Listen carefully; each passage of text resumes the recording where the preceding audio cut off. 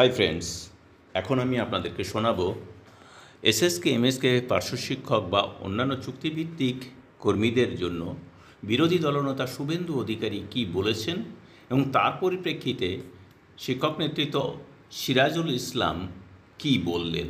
তো তার আগে আমি অবশ্যই চ্যানেল ভিউয়ারদের উদ্দেশ্যে জানাবো, আপনারা একটু চ্যানেলটিকে সাবস্ক্রাইব করবেন, সঙ্গে থাকবেন এবং অবশ্যই বেল আইকন অল টিপে দেবেন, যাতে করে আমার আপলোড করার ভিডিওর নোটিফিকেশন দ্রুত আপনাদের কাছে পৌঁছে যায়। তো চলুন আগে আমরা শুভেন্দুবাবুর বক্তব্য শুনি, তারপরে শুনব সিরাজুল বাবুর বক্তব্য।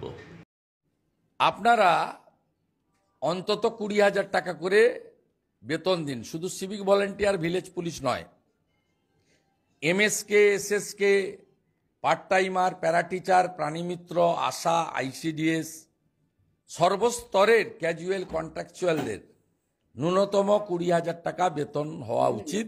গতকাল আমার সঙ্গে আনুষ্ঠানিকভাবে আমাদের বেশ কিছু সংগঠন দেখা করেছিলেন,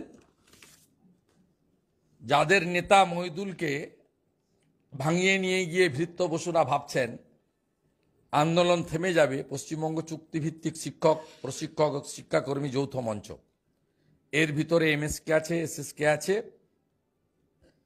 আপনার অন্যান্য আংশিক সময় শিক্ষকরা আছে। এরা একটা বড় আন্দোলনে নামছে। আমি বিরোধী দলনেতা হিসেবে এদের দাবিকে লেজিটিমেট বা যুক্তিগ্রাহ্য বলে মনে করি এবং এদের সঙ্গে আমরা আছি। এখন দেখুন, এই বিষয়টা ভালো হবে কি খারাপ হবে সেটা আমরা জানি না, কারণ আমরা বঞ্চিত শ্রেণীর মানুষ। বঞ্চিত শ্রেণীর কথা যে কেউ তুলে ধরতে পারে। একজন বিরোধী দলনেতা হিসেবে তার যদি মনে হয়েছে আমাদের বিষয়টা তুলে ধরা, তিনি তুলে ধরেছেন। এখানে আমরা যে আন্দোলন করছি সরকারকে উৎখাত করার জন্য নয় বা সরকারের বিরোধিতা করার জন্য নয়। আমরা আমাদের পেটের যে খিদে, আমাদের যে যন্ত্রণা, আমরা যে বঞ্চিত, সেই বঞ্চনাটাকে তুলে সরকারের কাছে জানানোটাই আসলে আমাদের উদ্দেশ্য। সেখানে কোনো রাজনীতি নেই। আমরা অরাজনৈতিক ভাবেই এটাকে সম্পূর্ণভাবে আগিয়ে নিয়ে যেতে চাইছি। বা এটা শুধু এই আজকের আন্দোলন নয়, আগামী দিনেও আমাদের এই আন্দোলন চলবে এবং যৌথ ভাবেই এই আন্দোলনটা আগিয়ে নিয়ে যাব বলেই আমরা সবাই যৌথ জোটবদ্ধ হয়েছি আর কি।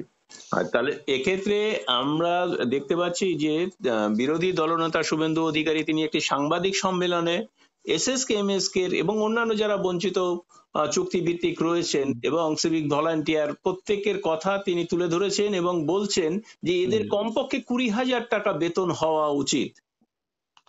তিনি যে কথাটা বললেন এতে এখন তিনি তেনার জায়গা থেকে হয়তো বলেছেন 20,000 টাকা। আমরা চাইছি আরো বেশি, কারণ আমরা চাইছি সমকাজে সমবেতন।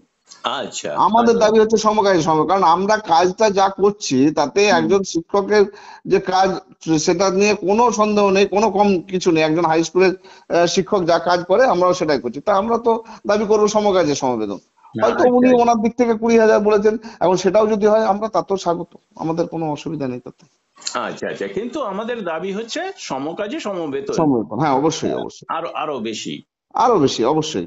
কারণ দেখুন, আমরা এই বর্তমান বাজার মূল্যের যা অবস্থা, একটা সংসার চালানো এই 10,000 আর 15,000, সত্যি কথা বলছি কি, আমি সেদিনে আমার এক দিদির সঙ্গে পরিচয় হলো, এসএসকে দিদিমণি, যে কিনা শুধুমাত্র এই 10,000 টাকার উপরে নির্ভর করে সংসার চলে। কারণ তার বাচ্চা আছে, তার এ আছে।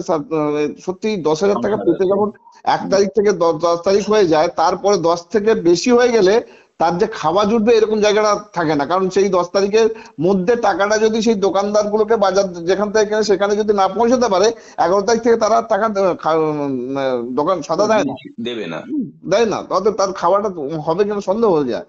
তো সেই জন্য বলছি যে অবশ্যই বাড়ানো উচিত, এবং উনি ওনার দিক থেকে যেটা বলেছেন সেটা ওনার ব্যাপার। আমরা চাইবো তো সমকাজে সমবেদন, এবং এই 20,000 টাকা তো আমাদের হয় না, আজকে হবে না আমি মনে করছি।